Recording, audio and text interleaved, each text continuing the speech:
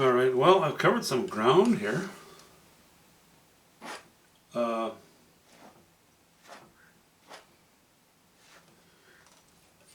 Getting some water painted in, making good progress. I made a bit of a big decision on it, so I'm pretty happy about that. It's sort of, once I've established that in my mind, I decided that I could just go ahead and work in that direction, work towards that goal. And that decision was, this is early spring. Very soon after I laid this sort of pinkish red in the background here, I had to go to town, had to do a couple things. I came home, looked at it and thought, no way, what am I doing, what am I thinking? I had not really set up the painting for bright colors. So then, just to suddenly pop into some bright colors, no, I didn't think that worked too well.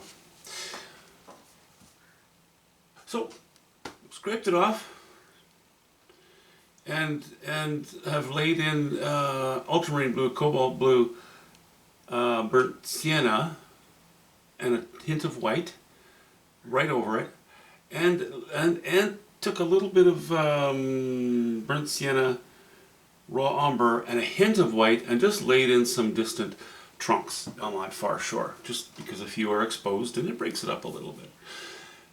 What I like about that notion is, number one, we're going to have evergreens here, for the most part. We're not going to have any bright fall colors on either side. Anything that's deciduous will still be quite dark and dull and muted. And these trees up here, the same. So we have these trees and these trees. This is great connective tissue, a great bridge from here to here, but still allowing the opening and allowing the eye to go up into the sky. Very happy with that.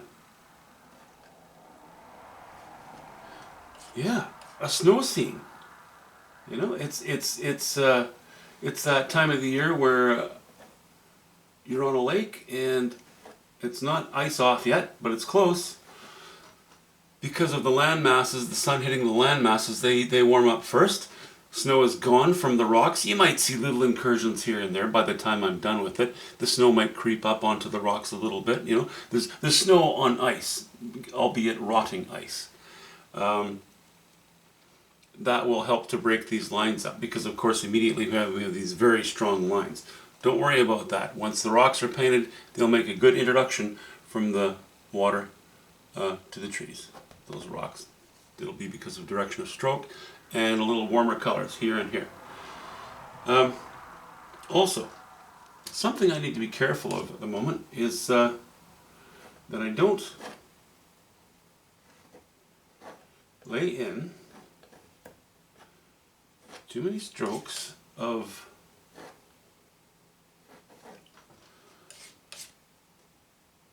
this snow, because essentially we're painting a snow scene now. All like this, strokes like that all the way across, and then other ones below it. To my mind, that begins to look a little bit too much like open water, and that would be fine, but the colors for the open water are a little strange. And that's why I'm kind of trying to avoid having too many horizontal strokes. Now I've got one here, little hints of them here and there. What I'm going to need to do is, once the water's covered, I'm going to take the knife. I'm probably going to use this one, and I'm going to lay in a few horizontal areas where you can see a little bit of undulation in the snow-covered ice, okay? So that it doesn't have that appearance of water so much.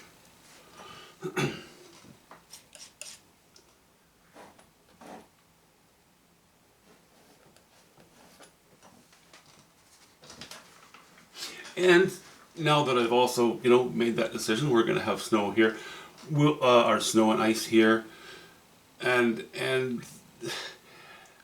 probably I'll be introducing a few streaks of snow in this as well. So we're going to have these snowy colors here and here. Well, okay, that's sky, but similar range of colors as to here.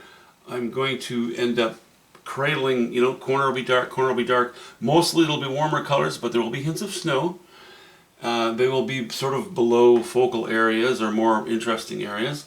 That gives me license to go up into the sky. Remember I was talking earlier about I'm so tempted to go up into the sky and feather off some of the colors into this darker blue. That will allow me to do that because we have actually a lot of strength here, especially the strength of this very dark line joining these two, bridging these two land masses. So there's enough support there. Things aren't just going to sag down through the bottom. Because this is so strong and this is so strong. If this was weak, I got the feeling on this painting anyway that you just kind of fall through. And I didn't want that. I wanted to present strength, especially in that bridge. Anyway, I'm going to carry on with that. I have to do a little more design here. As you can see, I took away the big stump that I had, which was of course directly below another one. We don't want that. I had to decide which one was going to go. First I thought we'll get rid of that one. Fact is, I liked that one more than I liked this one sitting here. So I moved it in. That seems to work. It's not something I would want, sort of in here anywhere. That's really the thickest one. I might have a little bit of something in here yet, but it won't be much. I don't want too much importance here, or here, or here, because dead center, or, sort of dead center of this gap, no, that's not a good idea either. It becomes a bit of a conundrum sometimes when you're doing that. It's like, okay, where exactly should I put this? I'm a little worried about things. Anyway, our light is still coming from the right, shining towards the left. We're going to have a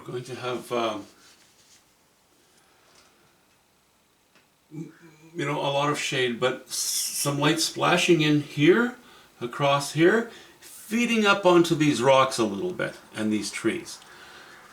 Again, this area will catch light, but not much, more ambient light. This area will have shots of sunlight on it and then fading off into ambient light as we move to our left.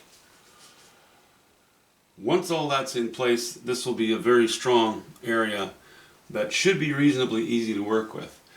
Once I decided to, close this gap between here and here with the dark and strong line, suddenly everything became easier. Suddenly I knew that I could go ahead and play in the sky. And almost immediately after that, because of the general palette on the sky so far, I thought, yeah, let's make this a winter scene, or early spring, as that's going to be my claim anyway.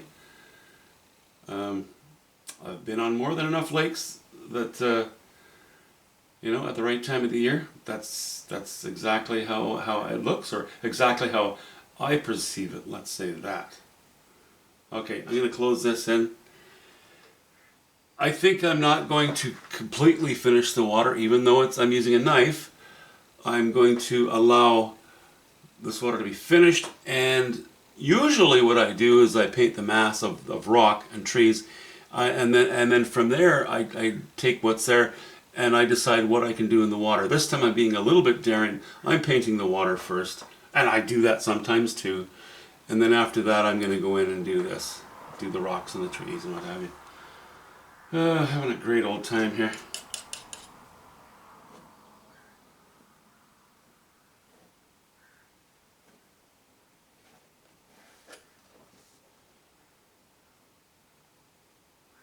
Yeah, I'm enjoying this. So that's taken a bit of a turn, eh? That is no longer the painting that I had planned for to begin with. And while there is great merit in that saying, plan your work and work your plan, plans can change. And very often my ADHD kicks in. And suddenly it's, oh, I've got a good idea. And sometimes it turns out to be a bad idea. But I think in this case we're pretty safe. I think that we're going to end up with something that looks pretty decent. I'll square off the camera briefly. Clickety clack. So you can see what I can see. And looking at the painting as a whole, you know, it's funny. After I had painted in this very dark area, I thought, I was still thinking water. And then I thought, you know, but in general, the water can pick up the light from here. And I ended up with a fairly solid mass of really these colors.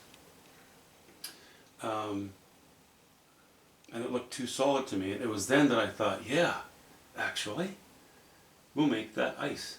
Spring ice, rotting spring ice, bit of snow on top still. A few drifts along the shoreline here and there, which I have yet to paint in. You know, they're not in place. Anyway.